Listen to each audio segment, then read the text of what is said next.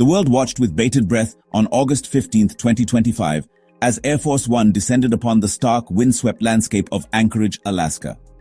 The location was symbolic, a geopolitical crossroads situated between two global powers chosen for a summit that promised to reshape the contours of international relations.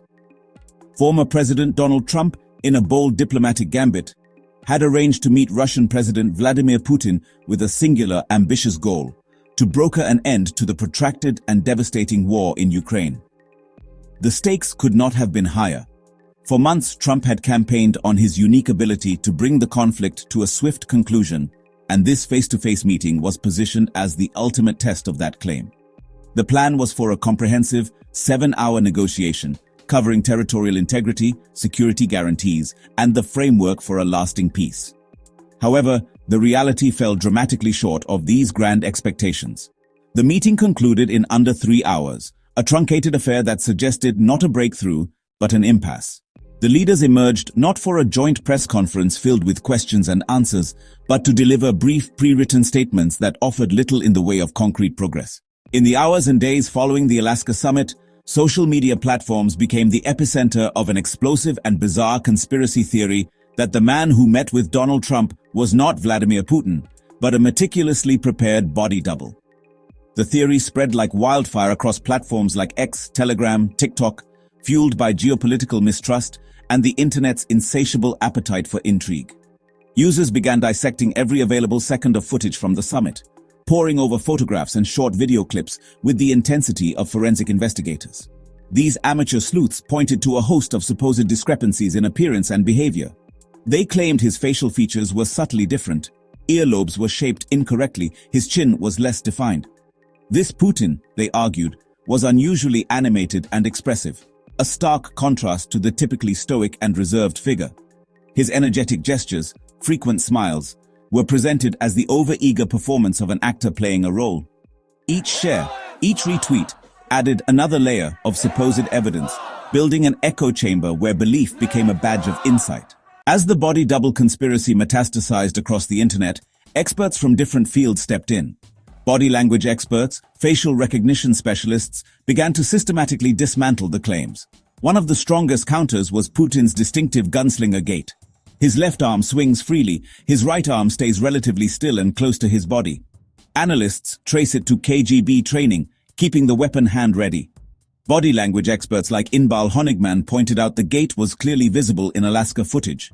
That ingrained motor pattern would be hard for a double to mimic under global scrutiny. This gait is a subconscious signature, not just a habit. Facial recognition specialists used sophisticated software far beyond the human eye. They ran comparisons between high-resolution summit images and verified photos from Putin's record. These algorithms analyze hundreds of nodal points to create a digital map. The distance between the eyes, the width of the nose, the shape of the jawline. The analyses showed a consistent match. Results fell within the statistical margin of error, accounting for age and weight. Major news organizations and independent fact-checking groups moved swiftly to investigate the burgeoning body double conspiracy, recognizing its potential to sow public confusion and distrust. Teams at agencies like Reuters initiated detailed verification processes. The Associated Press did the same. Snopes and other fact-checkers treated the claim with the seriousness it required due to its widespread reach. These experts overwhelmingly corroborated the assessment that there was no credible evidence to support the body double theory. Just 3 days after the Alaska summit concluded, as the body double rumors continued to swirl, Russian state media outlet RT released a highly provocative piece of footage that added another layer of confusion to the geopolitical landscape. The video, which quickly spread across pro-Russian Telegram channels, purported to show a United States-made M113 armored personnel carrier storming Ukrainian positions near the Zaporizhzhia front. In a brazen display, the vehicle was shown flying both a large Russian flag and a prominent American flag side by side. However, upon closer inspection by independent fact-checkers and digital forensics experts, the video's authenticity began to crumble. Organizations like Snopes and Bellingcat pointed to numerous signs of potential digital manipulation. In several frames, the flags appeared unnaturally bright and crisp compared to the rest of the gritty battlefield footage. In one particularly damning clip, the Russian flag seemed to flicker and partially morph in and out of existence as the vehicle moved. While the digital world was consumed by conspiracies, the real political fallout from the Alaska summit was beginning to take shape, centered on a significant shift in Donald Trump's public stance on the Ukraine war. Before the meeting, Trump's primary demand had been for an immediate and unconditional ceasefire. However, after his brief, closed-door session with Putin, his rhetoric changed dramatically, echoing Putin's long-held preference to bypass that step and move directly to comprehensive peace negotiations. The reaction from European capitals was one of profound anxiety and thinly veiled frustration. European leaders initiated a flurry of calls with President Zelensky to reassure him of their continued military support and financial support. The Alaska summit, therefore, did not bring peace closer. Instead, it deepened the transatlantic rift and forced a nervous continent to prepare for a future where it might have to stand on its own. When the dust settled on the tumultuous events of August 2025, the true legacy of the Trump-Putin Alaska summit became clear.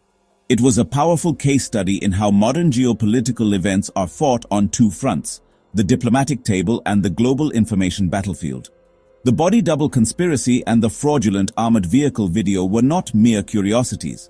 They were deliberate tools of information warfare designed to obscure reality, to sow division, to undermine trust in institutions, in leaders, and in the media.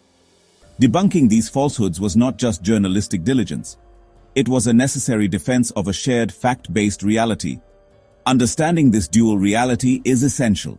Vigilance, critical thinking, a steadfast commitment to facts in a world increasingly clouded by smoke and mirrors.